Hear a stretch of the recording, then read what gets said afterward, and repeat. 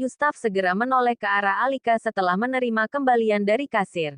Ia bertanya pada Alika karena wanita itu terus memandangnya curiga. Ada apa? Kamu marah ya, saya yang bayarin? Tanya Yustaf. Alika tak menjawabnya. Ia coba mengabaikan hal itu dan mengambil struk tagihan dari tangan Yustaf. Ia buka dompet yang sudah ada di tangannya dan berikan pada Yustaf uang sejumlah total yang ada di struk tagihan tersebut. Aku mengajakmu ke sini bukan untuk dibayari. Ini, ucap Alika dingin. Yustaf merasa Alika tampak kesal dengannya. Apakah mungkin dia benar-benar marah sekarang? Alika segera meninggalkannya. Berjalan keluar mendahului Yustaf yang tampak tertinggal di belakang. Saat berada di luar restoran, Yustaf coba mengimbangi jalan Alika yang terus melaju menuju tempat parkir. Sepertinya dia memang benar-benar berniat meninggalkannya begitu saja. Yustaf coba meraih tangan Alika. Hingga akhirnya dapat. Yustaf memegang tangan kanan Alika erat dan membuatnya menghentikan laju jalannya. Kamu marah dengan saya, Al? Tanya Yustaf cemas. Alika terdiam memutus kontak mata dengannya dan lebih cenderung melihat ke arah lain. Saya ingin bertanya satu hal dan kamu tolong jawab jujur. Pinta Alika yang kini menatapnya lurus. Iya, kenapa ada kartu black card di dompetmu? Tanya Alika. Yustaf tersentak. Apakah mungkin Alika barusan melihat isi dompetnya? Jeli sekali wanita ini. Itu. Yustaf menggantungkan jawabannya. Sedikit gugup. Alika masih mengernyitkan dahinya memandang Yustaf. Itu bukan punya saya. Kamu salah paham. Itu punya teman saya. Kebetulan dia adalah anak dari kalangan berada. Jelas Yustaf. Lalu kenapa kamu punya uang sebanyak itu untuk membayar tagihan makanan tadi? Bukannya kamu tidak memiliki pekerjaan saat ini? Tanya Alika mencecarnya. Itu sebenarnya adalah uang sisa tabungan saya. Semasa saya masih bekerja di salah satu perusahaan. Ujar Yustaf. Alika yang sejak awal sangat percaya dengan Yustaf pun menerima penjelasannya barusan. Entah kenapa ia sangat yakin jika Yustaf tidak mungkin berbohong padanya. Oh, kirain kamu membohongiku. Maaf ya sudah menuduh kamu yang bukan-bukan. Ucap Alika tersenyum manis. Yustaf mengangguk. Iya enggak apa-apa. Balasnya tersenyum. Alika langsung melihat ke jam tangannya. Yus, aku harus kembali ke kantor. Ayo aku antar kamu pulang dulu. Ajak Alika. Enggak. Kamu kembali aja ke kantor. Saya bisa pulang sendiri naik ojek online. Dan juga saya ingin membeli sayur dan lauk mentah untuk dimasak nanti malam. Kamu mau dimasakkan apa saja? Tanya Yustaf. Alika menatap Yustaf dan merasa sedikit tidak enak dengannya. Maaf ya. Seharusnya aku cepat-cepat mempekerjakan pembantu di rumahku. Supaya kamu tidak selalu direpotkan dengan perkara seperti ini. Sejujurnya aku malu menyuruh seorang laki-laki untuk mengerjakan tugas perempuan. Ucap Alika. Tidak masalah bagi saya, Al. Jikapun kamu mempekerjakan pembantu. Lalu untuk apa kamu meminta kriteria suami kontrak yang bisa memasak? Tanya Yustaf. Alika merasa ragu. Tapi ia merasa sangat ingin menjawabnya. Agar tidak muncul kesalahpahaman. Sebenarnya, ada alasan kenapa aku menginginkan suami yang bisa memasak. Ucap Alika serius. Yustaf melihat betapa seriusnya raut wajah Alika dan perkataan barusan yang menggantung pun jadi membuatnya berbalik penasaran hingga terus-terusan menatap wajah wanita di hadapannya ini. Sebenarnya aku ingin suami kontrakku itu nantinya mengajariku memasak, ucap Alika merasa sangat malu hingga menundukkan wajahnya saat mengatakannya.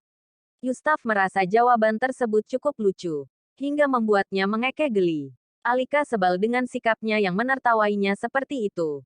Ditambah dengan wajah tampannya yang begitu menggoda itu ketika tertawa. Gemas sekali rasanya. Tapi memang ibumu tidak bisa memasak. Kamu bisa saja kan meminta bantuan ibumu? Tanya Yustaf. Aku pernah diajari memasak oleh mamaku. Tapi hasilnya malah malu-maluin. 3 kali aku belajar. Besoknya ibuku langsung kapok mengajariku. Ucap Alika. Yustaf mengikik. Alasannya benar-benar di luar dugaan. Bahkan saya mengira kamu tipe wanita pekerja yang sangat pemalas ketika di rumah. Hingga tidak mau menyita waktunya hanya untuk memasak. Tapi ternyata, hahaha, tawa Yustaf bahkan semakin membesar sekarang. Alika semakin jengkel dan gemas dengan pria itu hingga memutuskan untuk mengelitiki pinggang Yustaf. Sebagai caranya untuk membalas dendam. Namun bukan berhenti. Malah justru Yustaf semakin geli tawanya ketika dikelitiki oleh Alika. Saat itu mereka pun saling mengelitiki pinggang satu sama lain meski berkali-kali salah satu dari mereka kompak menghindar. Alika yang paling tidak mau kalah saat itu. Dirinya bahkan tidak pernah merasa selepas ini bercanda dengan seseorang. Terakhir kali ia tertawa lepas seperti ini adalah waktu kecil. Waktu ketika ia tidak sibuk dengan pendidikan maupun pekerjaannya. Bahkan saat ini ia merasa seolah kembali ke masa lalunya. Menjadi seorang anak kecil yang tak memiliki tanggung jawab apapun selain bersenang-senang. Sama halnya yang dirasakan dengan Yustaf. Pria tampan itu bahkan tampak lebih ekspresif kali ini. Dia menunjukkan tawa lebar yang sama sekali tidak pernah Alika lihat selama ia mengenalnya. Pria itu seakan sedang mengeluarkan apa yang selama ini ia pendam. Ketika Alika sibuk menghindar dan berputar mengelilingi Yustaf, suami tampannya ini dengan agresif langsung menarik tangan Alika dan memeluk wanita itu dari belakang. Memastikan jika wanita ini tidak bisa bergerak untuk mengelitikinya lagi. Lepasin gak, ucap Alika seraya tertawa ia coba berontak. Namun Yustaf masih terus memeluknya. Alika berkali-kali berontak. Namun Yustaf justru semakin mengeratkan pelukannya. Benar-benar membuat Alika sesak dan merasa aneh dengan sikap Yustaf itu. Bahkan lelaki itu tampak diam saja ketika memeluk belakang tubuhnya. Yus, tanya Alika coba memastikan jika lelaki itu tidak tidur sambil berdiri. Yustaf hanya terdiam seraya terus memeluknya. Alika yang terlalu kepo pun lirikkan matanya sebentar ke arah wajah tampan lelaki ini di samping kanannya. Menampak sebuah senyuman begitu indah terukir manis di ujung bibirnya. Dek, Alika merasa sangat berdebar saat itu hingga matanya cepat-cepat berpaling ke arah lain.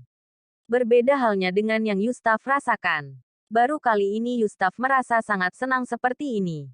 Dirinya merasa tidak ingin melepas boneka yang sudah terikat penuh dengannya. Boneka kesayangan yang diharamkan bagi siapapun untuk merebutnya.